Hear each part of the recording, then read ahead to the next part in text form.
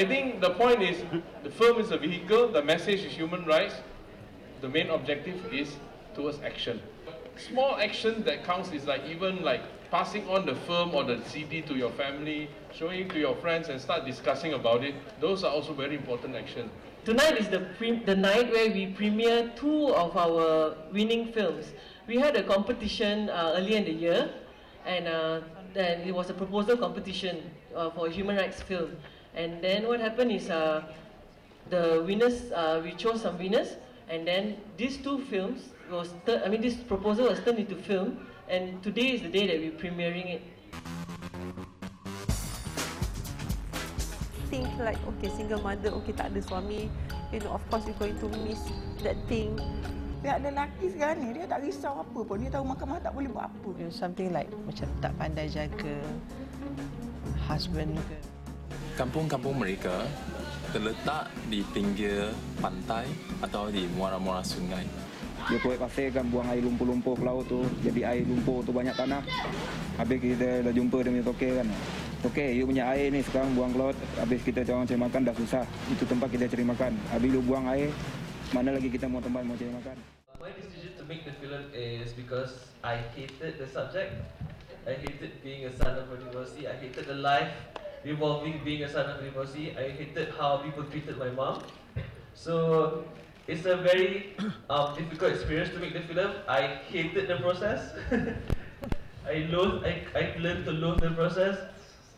And everything is like hell to me. Every time I did, I cry, oh God, why?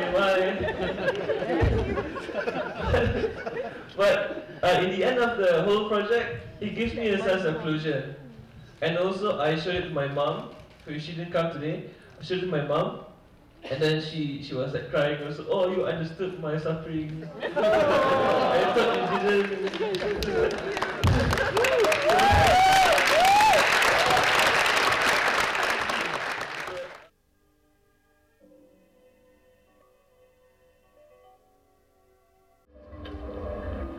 Basically normal for him not to come back. The documentary really captured the realities that women are facing on the ground. There's a lot of discrimination when it comes to legal.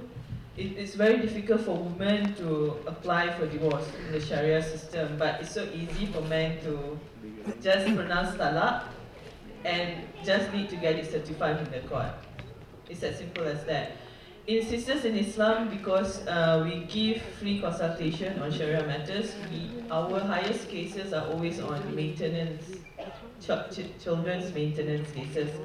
For divorce questions, usually because women doesn't really know like what to do, where to go about when when the men start like being funny and everything, and she wouldn't know because when it comes to it's not something that you talk about kan. I mean, it's malu lah nak cakap dengan jiran ke, nak cakap dengan siapa malu. So you don't know what to do, like what's the procedure. And of course, as he have mentioned it in documentary, the court officials are not so very helpful. It was difficult. At the court, 90% were women sitting in courts. 10% of the men were not husbands. They were fathers, supportive fathers of these to-be jandas to-be, who have been in the courts for the past 5 years and not able to proceed with their life. They can't even find a husband. So it's like the husbands refuse to divorce them. So there are so many issues. So that's why I've sort of like, I think if all of us can give support to these jandas, and boy, the word is not stigmatic, it's repulsive sometimes, janda. I'd like to talk on behalf of the non-Muslims who are divorced. First of all, the adverse fact that divorcees, single mothers, to get legal aid, it's so hard. To even get a lawyer to fight for the person, for women, it's so hard. You have to go through a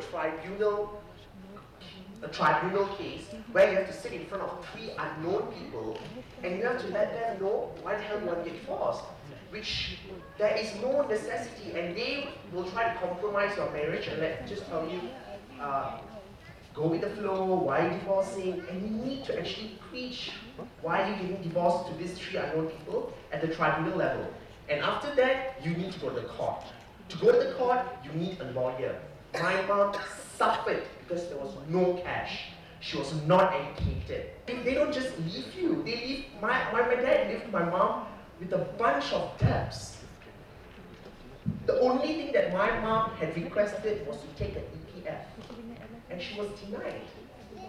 And another thing she wanted was to get a DPL house, just a small space to live in, which was totally denied, again by the state. So it's a systematic, institutionalized denial that is an institutionalized thing that they're denying divorcees all these things. But they're giving people who just becomes Muslims for the first time a free house. They can be fantastically rich, but if you masuk Islam, you get a house.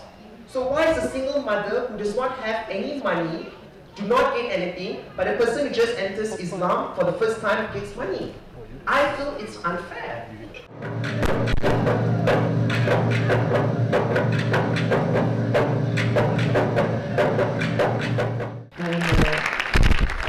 I'm a Johoran, but until now I don't know their appearance until 2 years before, last year.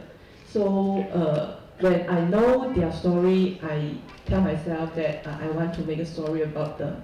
And what the problem they are facing actually is actually they are threatened by the development, especially the Iskandar.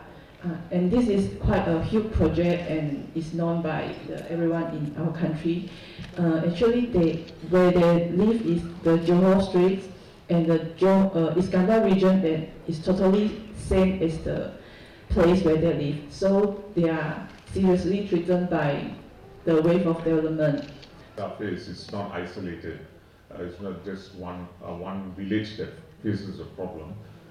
We at the Bar Council receive a barrage of complaints from different villages. Like there are 852 villages, and complaints and problems go into the hundreds. So it's not just an isolated problem, and I think the Orang Asli are facing a serious problem in terms of their future and their identity as a distinct people in this country. So it is a serious problem. It is not only a problem, it's not an Orang Asli problem, it is basically a national and Malaysian problem. Sampai ke tahap malu sebagai seorang rakyat Malaysia kerana kita asyik dengar gembor-gembor Melayu dan sebagainya. Sorry to say. Tapi itu hakikatnya. Walhal minoriti yang lain, kaum yang lain yang lebih lama hidup di atas tanah ni dinafikan sementah-mentahnya, seterus-terusnya. But the content of the scripts have tremendously improved, because sometimes we find it very hard to choose because we have like 30 proposals and we have to choose 3, and usually we end up with like about 15 which are really worthwhile to make into films anyway. That shows that the maturity of the public in terms of grappling with social issues and human rights issues in Malaysia and making into films has improved tremendously over the last 8 years. I just want to ask, you highlighted a very important issue here on the Orang Asli, Orang Laut. Yeah. So it's been highlighted, and then you have this crowd watching. Is there going to be any follow-ups to it? Is there any action going to be taken? Are you going to lobby the case? How does it work? Well, in the case of this issue of Orang Asli, for instance, specifically, Pusat Komas happens to also work closely with the Orang Asli. We have Orang Asli program empowering and capacity building in terms of helping them to have a land conference. We conduct community organizing workshops with them in the cause of wanting to advocate for their land. So in that case, we have a follow-up with them. However, with other issues are concerned, like I said, these firms just don't lie here. For the past 2 years, we've been doing what we call the community screenings, where we really bring these firms to the outskirts, to the remotest areas, the jungles of Bakun, into the forest of Kuantan, in lioness projects, and we have been doing that. So to bring these firms to let the people have a chance to view them and to discuss the issues in them. So that in this way, they can't come to the festival, we bring the festival to them. The two winners of the proposal competition will get a trophy that is called the Justin Lewis Award.